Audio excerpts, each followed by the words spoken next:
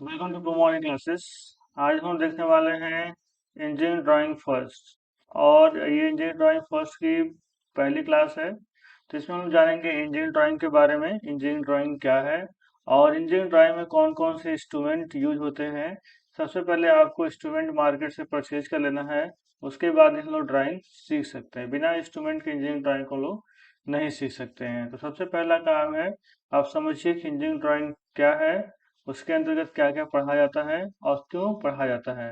तो उसके बाद हम लोग जानेंगे इंजीनियरिंग ड्राइंग में कौन कौन से इंस्ट्रूमेंट प्रयोग होते हैं और इन सारे इंस्ट्रूमेंट को आपको मार्केट से परचेज कर लेना है। ठीक है।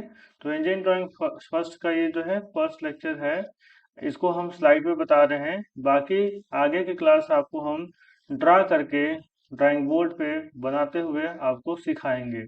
ठीक है। तो आपको यहाँ पे हर एक चीज समझ में आने वाली है बहुत अच्छे से। तो चैनल को सब्सक्राइब कर लीजिए ताकि आपको पूरी इंजीनियरिंग ड्राइंग यहाँ से पढ़ाई जा सके। ठीक है। तो आइए स्टार्ट करते हैं। सबसे पहले हम लोग को ये जानना है कि इंजीनियरिंग ड्राइंग हम लोग पढ़ते क्यों हैं। ठीक है, इंजीनियरिंग ड्राइंग होता क्या है। तो सबसे पहले ये जान लीजिए कि इंजीनियरिंग ड्राइंग, जैसे कि नाम ही मान चला इंजीनियरिंग ड्राइंग, तो ड्राइंग के यहाँ पे क्या है, ड्राइंग यहाँ पे एक लैंग्वेज है, एक भाषा है। ठीक है।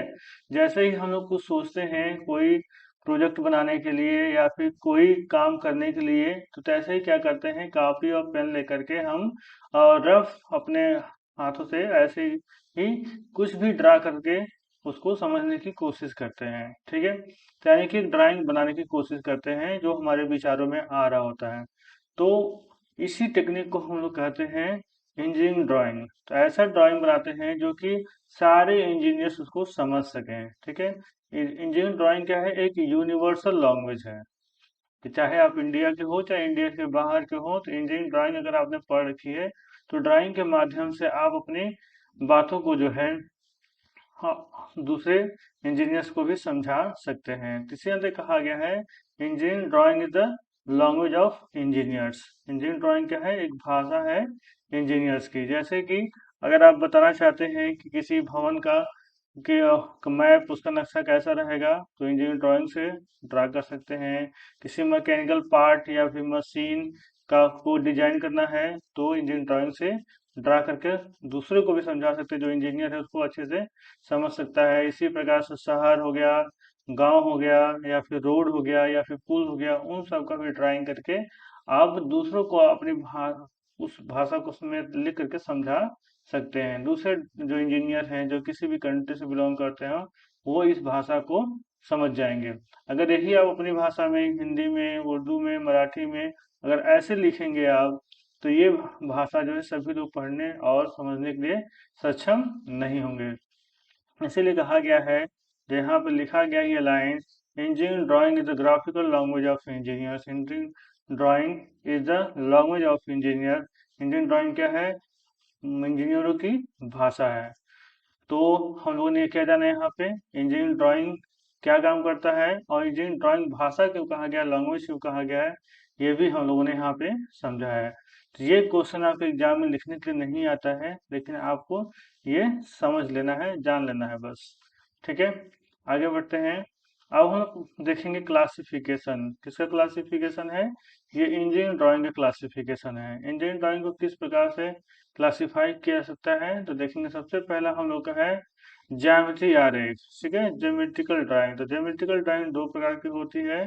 पहला है समतल ज्यामिति आरेख, दूसरा है ठोस ज्यामिति आरेख, यानी कि plane geometrical drawing and solid geometrical drawing.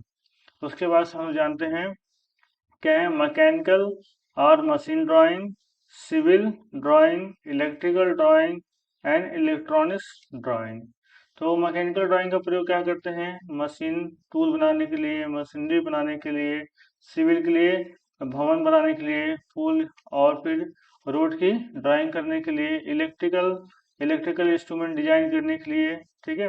और ये इलेक्ट्रॉनिक इंस्ट्रूमेंट डिजाइन करने के लिए या फिर यहाँ पे वायरिंग वगैरह करने में भी इसका उपयोग किया जाता है ड्राइंग का। तो ये इसका क्लासिफिकेशन है जो आपको समझ लेना है। ऐसे क्वेश्चन एग्जाम में बहुत ही कम पूछे जाते हैं। अब ये इम्पोर्टेंट क्वेश्चन है कि इंजीनियरिंग ड्राइंग में प्रयोग होने वाले इंस्ट्रूमेंट के नाम बताइए। तो ये इम्पोर्टेंट है, आपसे एग्जाम में पूछे भी जाते हैं, तो इसको याद कर लीजिएगा और उसको अपने कॉपी में नोट भी कर लीजिएगा। और यही सारे इंस्ट्रूमेंट आपको मार्केट से खरीदने भी हैं, तो ये आपको याद भी रहेंगे। कौन कौन से इंस्ट्रूमेंट आपको यूज करने हैं इंजीनियरिंग ड्राइंग में, सबसे पहले ये जान लेते हैं। इसके बाद हम लोग ये जानेंगे कौन कौन से इंस्ट्रूमेंट है आपको मार्केट से लेना है और कौन सा नहीं लेना है। देखिए, जैसे एग्जाम पूछा जाएगा कि इंजीनियरिंग ड्राइंग में प्रयोग होने वाले इंस्ट्रूमेंट के नाम लिखिए, तो ये सारे इंस्ट्रूमेंट आपको लिख देना है। कौन कौन से इंस्ट्रूमेंट है? पहला है ड्राइंग बोर्ड। ठीक है, ड्राइंग बोर्ड क्या होता है? ड्राइंग बोर्ड एक इस प्रकार के बोर्ड होता है, सबको डिटेल में देखा जाएगा।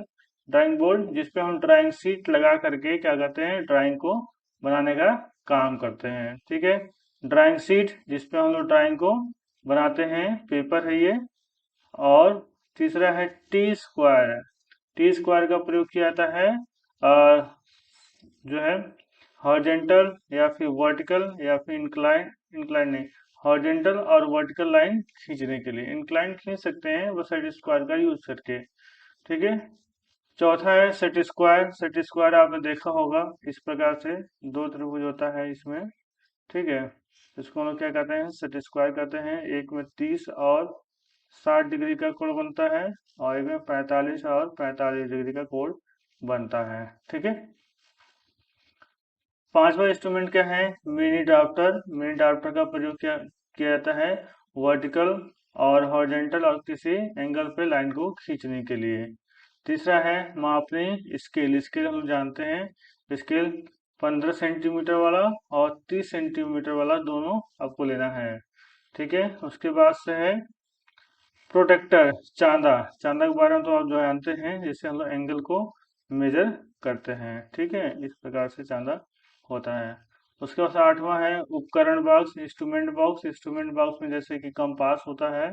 ठीक है, तो आपको इंस्ट्रूमेंट बॉक्स नहीं लेना है, जब मार्केट में जाएंगे तो कंपास बॉक्स आपको लेना है। ठीक है, नौवां है फ्रेंच कर्व, जिससे कर्व खींचने के लिए काम में लाया जाता है।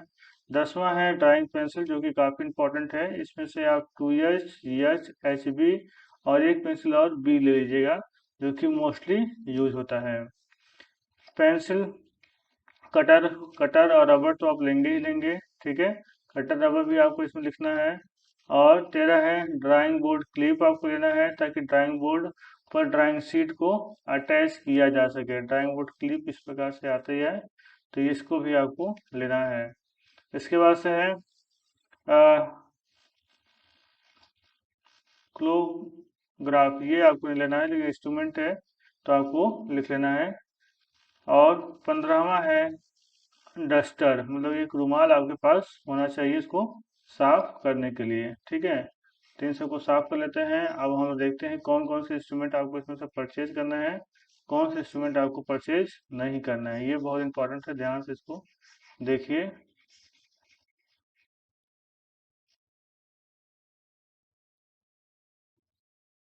देखिए, आपको क्या लेना है? ड्राइंग बोर्ड लेना है। आपको मार्केट से ड्राइंग बोर्ड परचेज करना है, जो कि 200 रुपये के अंदर ही मिल जाएगा। उसके बाद ड्राइंग शीट लेना है। ड्राइंग शीट आप कम से कम 10 पीस ले लीजिएगा, जो कि 10 रुपये के हिसाब से मिलेगा, यानी कि 100 रुपये का ड्राइंग शीट आपको मिल जाएगा। टी स्क्वायर नहीं खरीदना है, इसका यूज हम लोग अब नहीं करते हैं।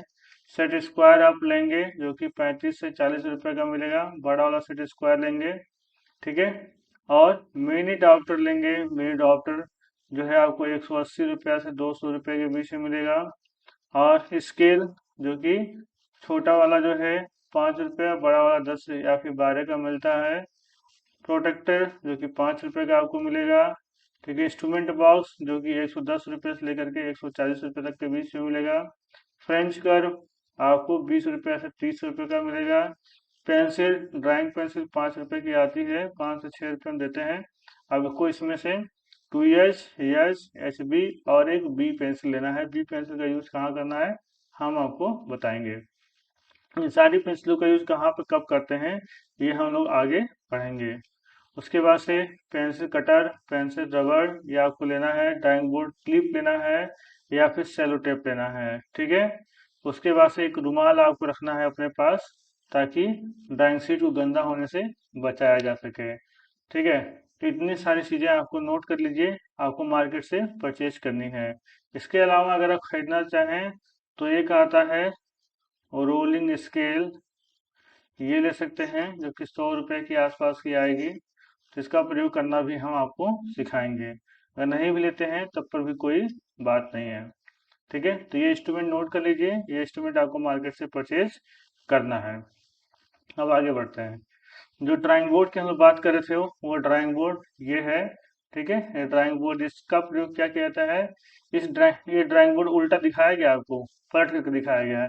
जो काम करने का सरफेस है इसके नीचे है। ठीक है, तो ये उल्टा करके दिखाया गया है, इसके पार्ट्स को कौन कौन से इसमें पार्ट भाग होते हैं ये दिखाया गया है। लेकिन ड्राइंग बोर्ड का प्रयोग क्यों कहते हैं, ड्राइंग बोर्ड ऊपर से एकदम समतल और चिकना होता है और उस पर ड्राइंग शीट को रखकर ड्राइंग को बनाने का काम लिया जाता है। ठीक है, नीचे से जब देखेंगे उसको पढ़ के तो ये चीज दिखाया गया है कि इसमें स्क्रू लगे होते हैं। ठीक है, और इस तरीके की इसकी स्ट्रक्चर होती है, पतली पतली पट्टियों को जोड़ करके इसको बनाया जाता है। लेकिन पट्टी नीचे से दिखाए तो ऊपर एकदम समतल होता है। ठीक है, यहाँ दिखाएगा वर्किंग एज, इसमें देखेंगे एक साइड में जो है यहाँ पे खांचा कटा होता है, जैसे कि अंदर देखेंगे इसमें टी स्क्वायर लगाने की व्यवस्था रहती है। लेकिन टी स्क्वायर का प्रयोग हम लोग अब नहीं करते हैं। टी स्क्वायर का प्रयोग केवल वर्टिकल और हॉरिजॉन्टल लाइन खींचने के लिए किया जाता था।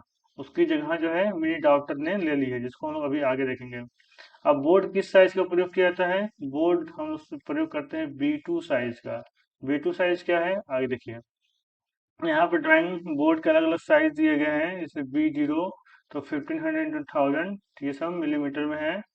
और इसकी मोटाई कितनी, थिकनेस कितनी, 25 mm। इसी प्रकार से हम लोग क्या करते हैं, यहाँ पे B2 ड्राइंग बोर्ड का प्रयोग करते हैं। ठीक है, इस ड्राइंग बोर्ड का प्रयोग हम लोग करते हैं B2 का, जिसकी जितनी साइज की होती है 700 इंटू 500 mm इसकी साइज होती है। और ड्राइंग बोर्ड की मोटाई 15 mm होती है। इस ड्राइंग बोर्ड का प्रयोग हम लोग करते हैं, यही ड्राइंग बोर्ड आपको लेना भी है। आगे देखते हैं ड्राइंग शीट। ठीक है, ड्राइंग शीट मतलब हम लोग साधारण भाषा में से चार्ट पेपर कहते हैं। उसी चार्ट पेपर को हम लोग यहाँ पे इंजीनियरिंग में ड्राइंग शीट के नाम से जानते हैं। ठीक है, तो ड्राइंग शीट कैसे होनी चाहिए, ड्राइंग शीट एकदम सफेद होनी चाहिए और ऐसी होनी चाहिए कि अगर उसको रबड़ से मिटाया जाए तो उसका रेशा ना निकले। ठीक है, और जब पेन से लिख रहे हैं तो उसमें स्याही ना फैले। ये सारी चीजें इसमें क्वालिटी होनी चाहिए। ड्राइंग शीट की यहाँ पे अलग अलग माप दिखाई गई है। तो यहाँ पर लोग ड्राइंग शीट जो यूज करते हैं वो A2 ड्राइंग शीट यूज करते हैं। ठीक है, A2 ड्राइंग शीट मतलब ये साइज आपके ड्राइंग शीट की होनी चाहिए। ठीक है, यहाँ पे A2 और कुछ कुछ जहाँ पे A3 ड्राइंग शीट का भी प्रयोग किया जाता है। तो हम लोग A2 साइज के ड्राइंग शीट को परचेज करेंगे मार्केट से। जैसे ड्राइंग शीट आप बोलेंगे तो वो समझ जाएगा। अगर ड्राइंग शीट नहीं समझता है तो आप चार्ट पेपर ले लीजिएगा सफेद, वही आपका ड्राइंग शीट होगा। ठीक है, आगे बढ़ते हैं। देखिए, टी स्क्वायर जिसकी बात कर रहे हैं वो आ गया, ये है टी स्क्वायर। ठीक है, टी स्क्वायर का प्रयोग क्या करते हैं, हॉरिजेंटल, ये हॉरिजेंटल और ये हॉरिजेंटल और वर्टिकल लाइन खींचने के काम में आता है। केवल इस प्रकार से या फिर इस प्रकार के लाइन खींचने के काम आता है। ठीक है, इसका प्रयोग हम लोग पहले करते थे, अब इसका प्रयोग नहीं करते। इसके इस वाले सिरे को क्या करते थे, ड्राइंग बोर्ड में लगा देते थे। इस ड्राइंग बोर्ड में इसको लगाने की व्यवस्था होती थी और इसको सरका करके, जैसे आगे में देखेंगे, ये देखिए ये है, ये हमारा क्या है टी स्क्वायर, जिसको ऊपर करके जो है समांतर लाइन इस तरह खींचते जाते थे। हाँ, नीचे करेंगे तो खींचते जाएंगे।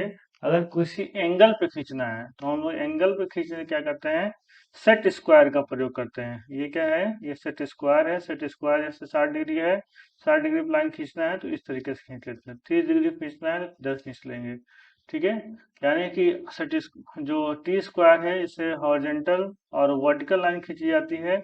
लेकिन जब सेट स्क्वायर का प्रयोग करेंगे तो हम एंगल पे भी, किसी एंगल पे भी जो है हम खींच सकते हैं। जो एंगल सेट स्क्वायर से बनेगा उसी पे खींच सकते हैं। जैसे कि यहाँ बताया गया 30, 60 और 90 डिग्री पर खींच सकते हैं। अगर 45 वाला यूज करें तो 45 और 90 पे खींच सकते हैं। और अगर जो दो सेट स्क्वायर का प्रयोग करके खींचेंगे तो क्या क्या खींच सकते हैं, यहाँ 15 डिग्री खींच सकते हैं, इस प्रकार इसको अरेंज करके 75 डिग्री खींच सकते हैं और 105 डिग्री का इंक्लाइंड लाइन खींच सकते हैं। ऐसा नहीं है कि इसमें हम लोग 35 डिग्री, 36 डिग्री या फिर 48 डिग्री ऐसे नहीं खींच पाएंगे। ये सब खींचने के लिए हम लोग क्या करेंगे, मिनी डाप्टर का प्रयोग करेंगे, जिसे हम लोग शॉर्ट पे एमडी भी कहते हैं। तो आपको समझ में आ गया होगा टी स्क्वायर का प्रयोग किस लिए किया जाता था, अब नहीं किया जाता है। इसकी जगह ने मिनी डाप्टर ने ले ली है। सेट स्क्वायर देखिए, सेट स्क्वायर प्लास्टिक का बना होता है, ट्रांसपेरेंट ट्रांसपेरेंट प्लास्टिक होता है। ये दो का सेट आता है और एक में जो है 30 और 40 डिग्री कोण बनता है। एक साइड 30 का और दूसरा साइड 60 का। दूसरे सेट स्क्वायर में क्या होता है, 45 डिग्री और 45 डिग्री, और दोनों में ही एक कोण कितने का होता है, 90 डिग्री का होता है। इसके द्वारा किसी एंगल पर लाइन खींचने के लिए या फिर समांतर रेखा खींचने के लिए इसका प्रयोग किया जाता है। ठीक है, तो आइए आगे बढ़ते हैं। प्रोटेक्टर चांदा, इससे आप भली भांति परिचित हैं, बचपन से इसको यूज आप करते आ रहे हैं। इसका प्रयोग क्या किसका काम के लिए किया जाता है, कोण बनाने के लिए, एंगल को बनाने के लिए या फिर एंगल को मेजर करने के लिए, मापने के लिए इसका प्रयोग किया जाता है। ये प्लास्टिक का बना होता है, ट्रांसपेरेंट प्लास्टिक का बना होता है। ठीक है, इसमें जो है दोनों तरफ से एंगल लिखे होते हैं, जैसे कि क्लॉकवाइज जाएंगे तो दोनों तरफ से इस तरह बढ़ते हुए क्रम में एंगल लिखे जाते हैं, और फिर दूसरे साइड से भी इसमें एंगल लिखे जाते हैं, ताकि आप दोनों ही साइडों से इसको मेजर कर सकें। ठीक है, तो प्रोटेक्टर के बारे में आप पहले जानते हैं, अगर एग्जाम में आएगा चांदे के बारे में यही बात जो आप जानते हैं उसको अच्छे से लिख देना है। आगे देखते हैं, मिनी डॉप्टर जिसकी हम लोग बात कर रहे थे, इसने जो है किसके स्थान पे काम करता है, ये टी स्क्वायर के स्थान पे काम करता है। इसको सेट करना आपके कॉलेज में सिखाया जाएगा, नहीं तो हम भी आपको इसके शॉर्ट वीडियो बना देंगे, छोटा सा वीडियो बना देंगे, जिससे आप समझ जाएंगे किस प्रकार से इसको सेट करना है। ठीक है, ये आपका ड्राइंग बोर्ड है और इस पर ड्राइंग शीट टेप से, सेलो टेप से देखिए इसको चिपकाया गया है। ये चारों कोने पे चिपकाया जाता है, दो में ही दिखाया है इसने। ठीक है, इस तरह के चारों कोने पे आपसे चिपका देंगे और यहाँ पे इसको कस देंगे, यहाँ पे स्क्रू लगा होता है, इसे कस देंगे। और इसमें दो स्केल होती है, एल टाइप की एक स्केल होती है, ठीक है, जिनके बीच में 90 डिग्री का कोण बना होता है। ठीक है, इसके और यहाँ पर एक प्रोटेक्टर टाइप का एंगल मेजर करने के लिए बना होता है।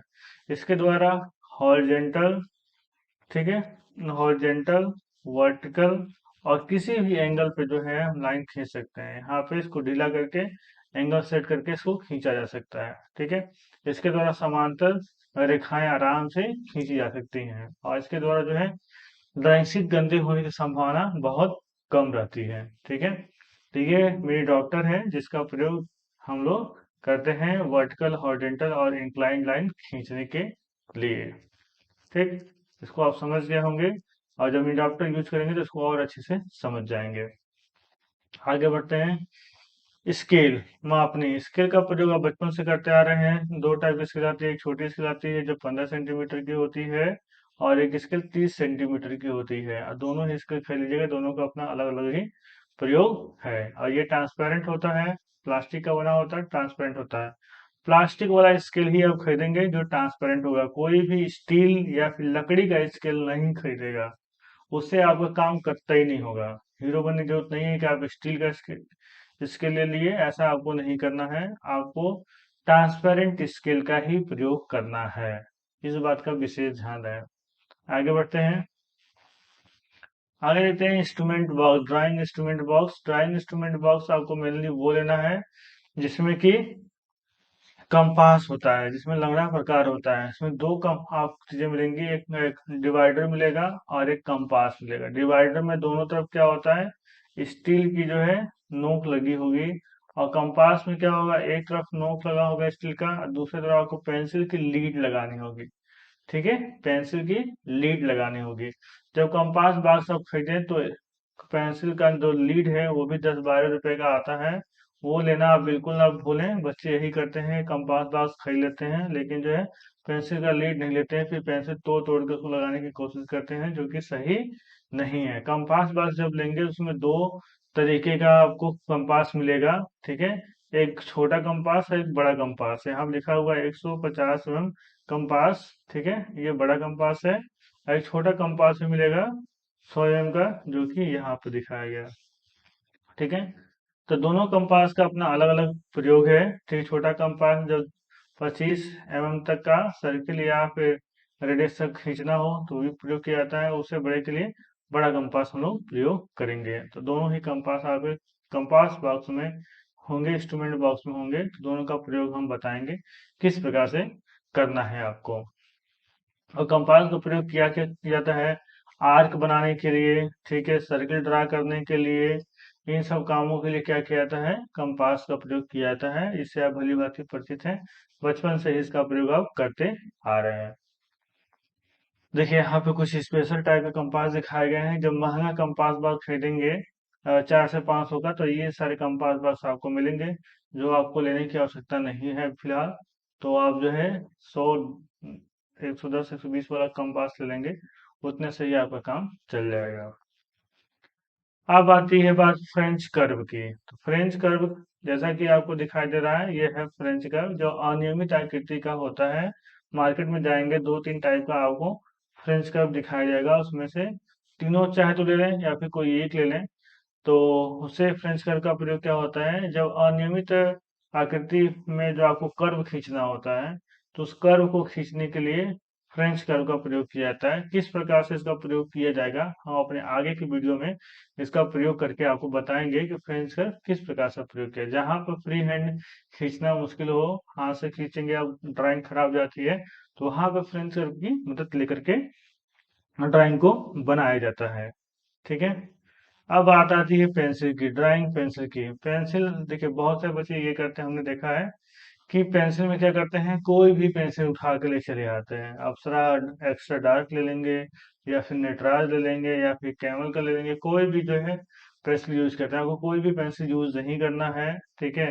आपको ध्यान रखना है कौन कौन सी पेंसिल यूज करना है। आपको 2H pencil, H pencil, HB और एक बी पेंसिल ले लेना है, ठीक है। इन्हीं पेंसिलों का यूज हम लोग ड्राइंग में अपने करेंगे। पेंसिलों के बारे में यहाँ बताया गया है कि कौन कौन सी पेंसिल होती है। तो पेंसिल आप देखेंगे तो 9H से स्टार्ट होता है, जो कि सबसे हार्ड पेंसिल कहा जाता है, 9H। उसके बाद से 8H थोड़ा सा स्मूथ हो जाएगा, 7H और स्मूथ हो जाएगा। देखिए 9H से पेंसिल स्टार्ट होगा, 9H से आ जाएगा H तक, बीच में आएगा HB, फिर F पेंसिल आएगा, उसके बाद B, 2B, 3B, 4B, 5B, 6B, 7B। इतनी सारी पेंसिलें जो है मार्केट में अवेलेबल हैं। इतनी सारी पेंसिल जो है बनाई जाती है ड्राइंग को बनाने के लिए। तो बहुत सारे ड्राइंग, बहुत सारे आर्टिस्ट हैं जो इस टाइप के पेंसिल यूज करते हैं, लेकिन आपको इंजीनियरिंग ड्राइंग में ये पेंसिलें ही यूज करनी है। ठीक है। एक क्वेश्चन पूछाता है कि कठोर पेंसिल, हार्ड पेंसिल कौन सी है। तो हार्ड पेंसिल हम 9H से लेकर के 4H तक के पेंसिलों को हार्ड पेंसिल कहते हैं। और मीडियम पेंसिल किसे कहते हैं, 3H से लेकर के B तक के पेंसिलों को मीडियम पेंसिल कहते हैं। और फिर कोमल या फिर मुलायम पेंसिल से कहते हैं 2B से लेकर के 7B तक के पेंसिलों को सॉफ्ट पेंसिल कहा जाता है। इस बात को ध्यान रखिएगा, वाइवा वगैरह में ये क्वेश्चन पूछ लिए जाते हैं। पेंसिल के बारे में हमने एक वीडियो पहले ही बना रखी है, केवल पेंसिल के बारे में। उसमें बहुत अच्छे से पेंसिल के बारे में हमने समझाया हुआ है, चाहे तो आप वो वीडियो भी देख सकते हैं। आगे बढ़ते हैं। यहाँ पेंसिलों के बारे में बताया है कि HB पेंसिल का प्रयोग कहाँ किया जाता है। तो देखिए HB पेंसिल का प्रयोग, इसका प्रयोग सीमा रेखा यानी बाउंड्री लाइन खींचने के लिए, वस्तु की बाह्य रेखा या आउटर लाइन, जो डायग्राम बनाएंगे उसको आउटर लाइन खींचने के लिए, या फिर फाइनल आंसर लाइन बनाने के लिए, या फ्री हैंड लेटरिंग लिखने के लिए, डायमेंशनिंग फिगर बनाने के लिए, या फिर टाइटल बनाने के लिए, टाइटल लिखने के लिए HB पेंसिल का प्रयोग किया जाता है। इसमें से कुछ चीजें आपको समझ नहीं आ रही होंगी, वो सारी चीजें जैसे ही हम आगे पढ़ाएंगे तब आपको चीजें क्लियर होने लगेंगी। एच पेंसिल का प्रयोग कहाँ किया जाता है। देखिए एच पेंसिल का प्रयोग कंस्ट्रक्शन लाइन खींचने के लिए, एरो हेड बनाने के लिए, एक्सटेंशन लाइन खींचने के लिए, डायमेंशनिंग करने के लिए, फ्री हैंड स्केचिंग करने के लिए, ठीक है, सर्कल या फिर आर्क खींचने के लिए इसका प्रयोग किया जाता है। इसमें कुछ वर्ड आपको नहीं समझ में आएंगे, जैसे कंस्ट्रक्शन लाइन, एक्सटेंशन लाइन, ये सारी चीजें हम लोग आगे जैसे ही लाइन पढ़ेंगे, जो एक चैप्टर होगा लाइन, टाइप्स ऑफ लाइन, ठीक है, तो उसको पढ़ेंगे तो आपको ये सारी चीजें समझ में आने लगेंगी। ठीक है। तो पेंसिल को यहाँ स्किप करते हैं। पेंसिल कैसी आपकी होनी चाहिए, तो देखिए पेंसिल के जो जो पेंसिल लेंगे उसमें कटर आता है, अप्सरा का कटर आता है बड़ी वाली, वो आप लीजिएगा। ठीक है, वो आप लेंगे तो उससे ये वाली चीजें बन करके आ जाती हैं। तो यहाँ से यहाँ तक 35 mm होना चाहिए, और नोक कम से कम 5 mm की आपकी होनी चाहिए। यहाँ पे लिखा है कि HB पेंसिल, इसी प्रकार से 2H, EH, ठीक है, और B पेंसिल भी आएगा।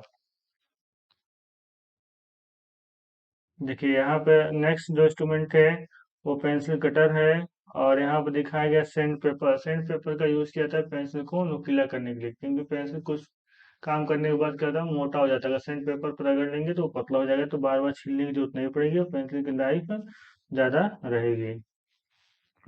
और फिर रबड़ या इरेजर के बारे में तो आप जानते ही हैं, तो आप नॉन डस्ट वाला रबड़ लीजिएगा, बड़ी वाली जो 5 रुपए की आती है अप्सरा की, वो ले लेंगे। तो काफ़ी अच्छी काम करती है अप्सरा की, डोम्स की जो भी अच्छी क्वालिटी की पेंसिल रबड़ आती हैं वो आप यूज करेंगे। इसके बाद से है ड्राइंग बोर्ड क्लिप और sellotape. Drawing board clip इस टाइप की आती है। पिन का प्रयोग आपको नहीं करना है, ठीक है, पहले किया जा था, अब नहीं करना है। ड्राइंग बोर्ड क्लिप का प्रयोग करना है आपको, या फिर सेलो टेप का प्रयोग करना है ड्राइंग शीट को ड्राइंग बोर्ड से लगाने के लिए। ठीक है, तो इतना ही आपको करना है। आगे देखते हैं, आगे है डस्टर का प्रयोग करना है, और उसके बाद से एक है, ये रहा आपका रोलिंग स्केल। तो रोलिंग स्केल का प्रयोग किस काम के लिए करते हैं, ये हम आपको करते हुए बताएंगे। समांतर लाइन खींचने के लिए मेन इसका प्रयोग किया जाता है। Thank you. आज के लिए बस इतना ही, हमारे साथ बने रहिए, आगे आपको बताएंगे किस प्रकार से ड्राइंग शीट पे बॉर्डर बनाया जाता है, टाइटल बॉक्स किस प्रकार से बनाया जाता है। तो ये सब सीखने के लिए, पूरी ड्राइंग पढ़ने के लिए हमसे जुड़े रहें। और डिप्लोमा ऑनलाइन क्लासेस आपके लिए ही चलाया जा रहा है, तो उसको सब्सक्राइब कर लें। साथ ही अपने दोस्तों के साथ, जो अपने क्लासमेट हैं उनके साथ कॉलेज के ग्रुप में इसको जरूर से शेयर करें, ताकि सभी को लाभ हो और सभी लोग पढ़ें। Okay, thank you.